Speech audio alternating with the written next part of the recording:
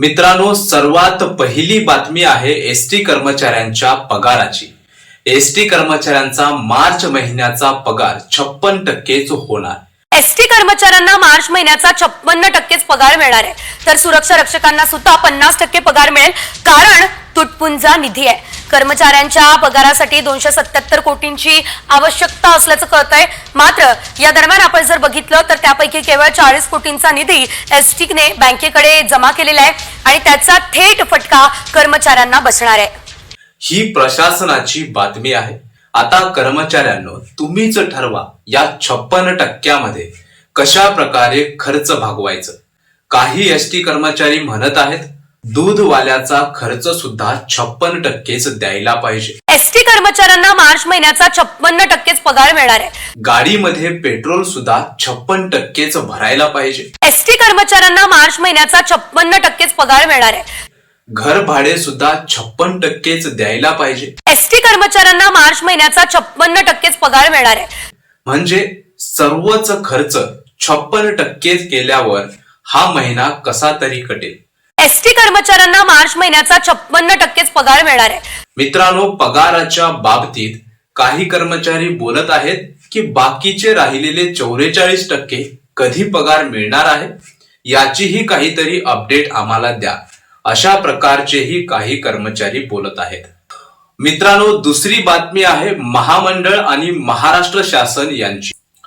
महामंडळाने महाराष्ट्र शासनाकडे किती निधी मागितलेला आहे एसटी कर्मचाऱ्यांच्या पगाराकरिता, याबाबतची ही बातमी आहे। तर मित्रांनो, मार्च महिन्याच्या पगाराकरिता महामंडळाने राज्य शासनाकडे 925 कोटी रुपयांचा निधी मागितला होता, पण प्रत्यक्षात मात्र 272 कोटी 96 लाख रुपयेच एसटी महामंडळाला निधी मिळालेला आहे। त्यातील तर 40 कोटी रुपये एसटी बँकेकडे म्हणजेच कर्जाची परतफेड म्हणून बँकेला वर्ग केलेले आहेत। राहिलेल्या पैशात एसटी कर्मचाऱ्यांचा पगार कसा करायचा हा प्रश्न एसटी महामंडळापुढे उभा राहिला आहे। तर मित्रांनो, सर्व कर्मचाऱ्यांच्या पगाराकरिता 460 कोटी रुपये एवढे लागतात। त्यासाठी निधी उपलब्ध नसल्यामुळे एसटी कर्मचाऱ्यांचा 56%च पगार करण्यात येत आहे, अशा प्रकारचंही बोललं जात आहे। एसटी कर्मचाऱ्यांना मार्च महिन्याचा 56%च पगार मिळणार आहे। मित्रांनो, दुसरी एक बातमी आहे एसटी मध्ये चालू झालेल्या योजनेबद्दल। एसटी महामंडळामध्ये एक योजना चालू झाली होती, त्या योजनेचं नाव आहे धर्मवीर आनंद दिघे आरोग्य तपासणी योजना। या योजनेमध्ये पैशांचा गोलमाल झाला असल्याचा आरोप, अशा प्रकारची बातमी छापून आलेली आहे। मित्रांनो, बातमी अशी आहे की शिंदे सरकारच्या काळात एसटी महामंडळामध्ये लागू केलेल्या धर्मवीर आनंद दिघे आरोग्य तपासणी योजनेत कोट्यावधी रुपयांचा गोलमाल झाल्याचे उघडकीस आले आहे। एसटी कामगारांची मागणी नसताना शिंदे सरकारने ही योजना लागू केली व त्या अंतर्गत वैद्यकीय चाचण्या ठाण्याच्या गुरुकृपा हॉस्पिटल मधून करण्यास कर्मचाऱ्यांना भाग पाडले। त्याचा एसटी महामंडळावर कोट्यावधी रुपयांचा बोजा पडला आहे। त्यामुळे गुरुकृपावर कृपा करणारा आका कोण याची सखोल चौकशी करण्याची मागणी एसटी कर्मचाऱ्यांमधून केली जात आहे। मित्रांनो, या गोष्टीतली सखोल माहिती अशी की एसटी महामंडळातील 25 पैकी कोणत्याही संघटनेने मागणी केलेली नव्हती। शिंदे सरकारने धर्मवीर आनंद दिघे आरोग्य तपासणी योजनेची घोषणा केली, तर वास्तविक पाहता कामगार संघटनांनी कॅशलेस सुविधेची मागणी केली होती। तर तत्कालीन उपमुख्यमंत्री देवेंद्र फडणवीस यांनी महात्मा ज्योतिबा फुले योजना लागू करण्याचे संकेत दिले होते। असे असताना तत्कालीन मुख्यमंत्री एकनाथ शिंदे यांनी मोफत योजनेऐवजी धर्मवीर आनंद दिघे योजना लागू केली। या योजनेच्या माध्यमातून एसटी महामंडळावर कोट्यावधी रुपयांचा अतिरिक्त बोजा टाकला गेल्याने एसटी कर्मचारी आश्चर्य व्यक्त करीत आहेत। 22 नोव्हेंबर 2023 रोजी योजनेचा ठराव करून प्रति कर्मचारी 3000 रुपये खर्चाची तरतूद करण्यात आली।